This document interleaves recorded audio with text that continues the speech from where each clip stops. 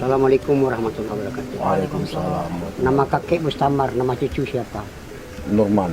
Nurman. Kita bersaudara yang diikat dengan kalimat La ilaha illallah Muhammad Rasul. Langit, gunung, bumi, matahari, bulan, bintang, laut, segalanya tidak ada.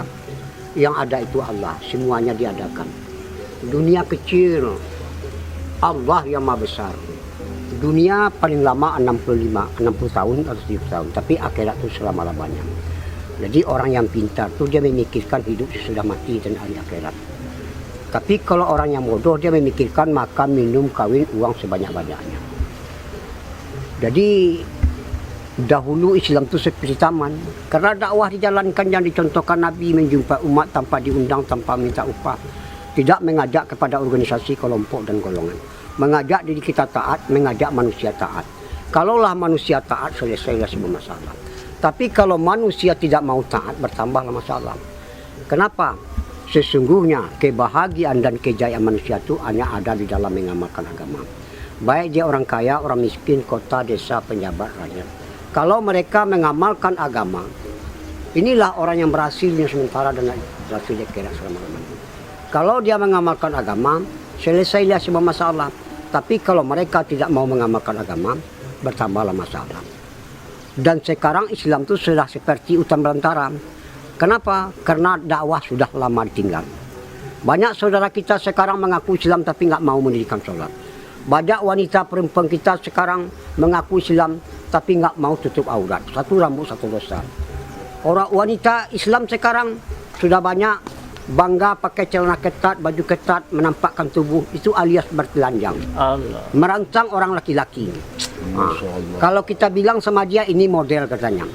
Ini salah siapa? Ini bukan salah penjajah, bukan salah ulama, bukan salah ustadz, bukan salah kiai. Ini salah kita karena kita tidak mau lagi menghidupkan dakwah.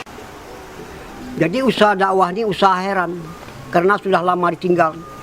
Orang kalau belum ikut usaha dakwah dia heran melihat orang dakwah. Apa kerja orang dakwah? Tapi kalau orang sudah ikut dakwah, dia heran melihat orang tidak mau dakwah. Tidak ada pekerjaan yang lebih besar dari pekerjaan dakwah. Kerja dakwah ini kerja Nabi, 124 Nabi dan Rasul kerjanya dakwah. Mengajak manusia taat kepada Allah. Ucapkanlah la ilaha illallah, kamu akan sukses, kamu akan berjaya. Jadi hakikat la ilaha illallah taat kepada Allah. Barang siapa taat kepada Allah, dunia akan berkhidmat kepada Allah. Jadi barang siapa istiqomah dalam dakwah, penduduk langit dan penduduk bumi akan berkhidmat kepada mereka. Barang siapa istiqomah dalam dakwah, surga akan rindu kepada mereka. Barang siapa istiqomah dalam dakwah, kalau dia mati nanti Allah yang akan mencabut nyawa. Ini hadis kudusi. Hadis kudusi. Jadi dakwah ini Masya Allah. Walaupun kita punya perusahaan 10 buah, 15 buah, 5 buah, itu nggak dipandang oleh Allah. Tapi kalau usaha dakwah ini sepagi sepetang kita di dalam Allah, lebih bagus daripada dunia dan keisinya. Ini kebesaran pahala dakwah. Jadi kerja-kerja dakwah ini kerjanya sedikit tapi hasilnya besar. Kalau kerja dunia, kerjanya berat, hasilnya sedikit.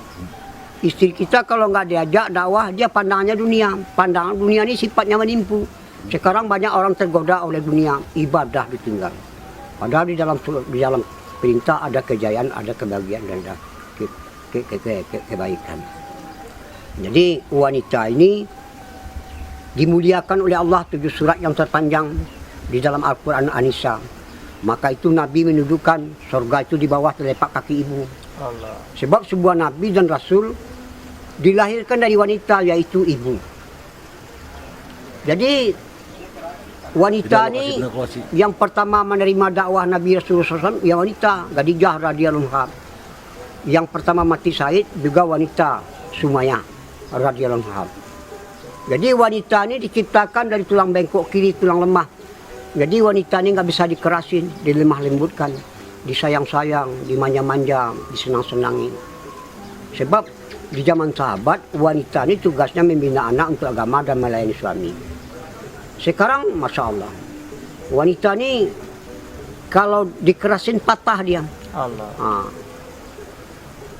Jadi wanita ini tugasnya membina anak untuk agama dan melayani suami.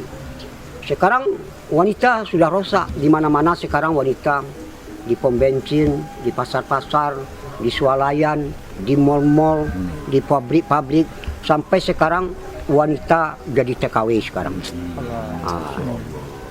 Ngaku sayang sama istri, tapi justru istri disuruh sebagai penanggung jawab. Jadi penanggung jawab rumah tangga itu adalah laki-laki. Mari kita selamatkan wanita kita. Nah, kalau kita selamatkan wanita kita, berarti kita baru orang kuat. Nah, jadi disenangkan wanita kita. Nah, selalu kita menafikan dunia ini. Allah Khalik, Allah Malik, Allah Razik, Allah Sami, Allah Basir, Allah Alim. La ilaha illallah. Jadi rahasianya dakwah ini, walau 4 bulan IPB, walaupun 4 jalan kaki, 4 bulan jalan kaki, 4 bulan biasa, 40 hari jalan kaki, 40 bulan biasa, tapi 3 harinya nggak dijaga. Allah. Ini akan amburadul. Jadi kita dakwah ini tak ubahnya seperti nanam padi. Jadi kalau keluar 40 hari, 4 bulan itu masa training latihan yang dakwah tuh dimakomi di kampung kita sendiri. Nah, jadi kalau dakwah, kalau kita keluar dakwah dikencangi, kalau dimakomi akhlak dinampakkan khidmat.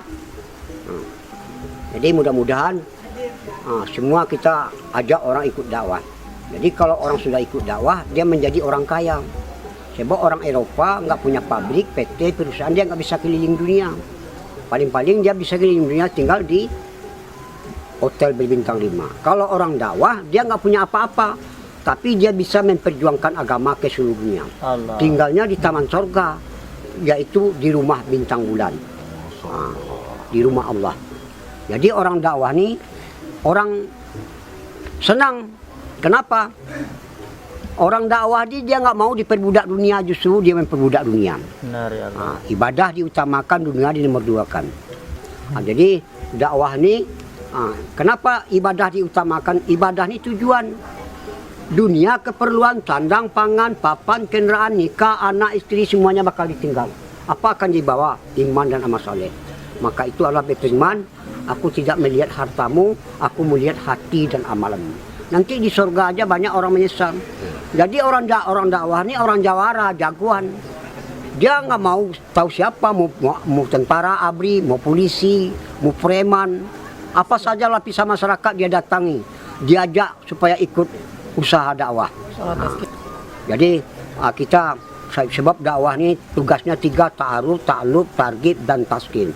Insya Allah kita semua ikut dalam usaha dakwah. Insya Allah. Kita tutup dengan doa kepada majelis. Subhanallah wa bihamdika, asyhadu an la ilaha illa anta, astaghfiruka wa atubu ilaik. Assalamualaikum warahmatullahi wabarakatuh.